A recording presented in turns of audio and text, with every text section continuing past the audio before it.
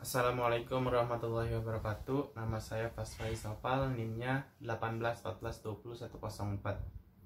Saya dari PBSC semester 4. Baiklah, saya di sini akan menjawab soal ujian akhir semester mata kuliah Manajemen Pengawasan Bank dan Lembaga Keuangan Syariah. Soal yang pertama tentang apa tujuan The Basel Committee.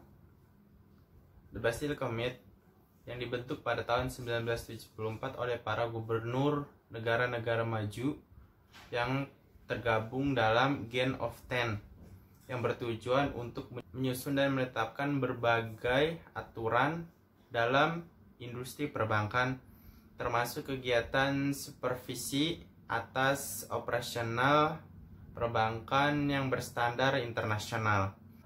Kemudian soal yang nomor 2 yaitu tentang jelaskan permasalahan perbankan pada tahun 1992 dan sebutkan 3 faktor permasalahan yang harus diperhatikan dalam perbankan.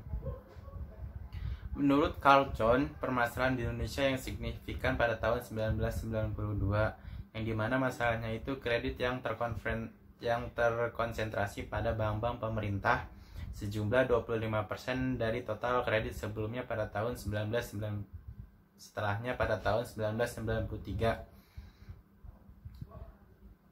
Selain itu ada juga masalah kondisi kebijakan ekonomi makro yang pada saat itu banyak sekali uang yang beredar di masyarakat dan tingginya kredit yang sangat cepat. Kemudian dilakukan pengetatan pada tahun 1991 sampai 1992.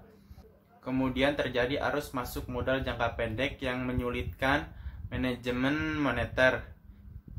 Tingkat suku bunga naik 6% dari sebelumnya yang tadinya 20% hingga 26% pada tahun sebelumnya sebagai dampak krisis Meksiko pada tahun 1985. Kemudian 3 faktor yang menunjukkan keterkaitan dalam permasalahan perbankan. Yang pertama, kualitas manajemen bank tersebut terutama pada manajemen resikonya, dan yang kedua kondisi dan kebijakan ekonomi makronya, dan yang ketiga efektivitas pengawasan bank. Dan soal yang ketiga yaitu jelaskan bagaimana seharusnya melakukan pengawasan bank secara efektif. Nah, yang pertama itu melakukan on-site supervision dan off-site supervision. Kemudian posisi pengawas harus independen, yang artinya pengawas tidak bergantung pada seseorang yang diawasi dan pekerjaan yang diawasi. Kemudian pengawas tidak boleh mengikuti kegiatan operasional. Dia harus bebas memantau kegiatan yang sedang berlangsung.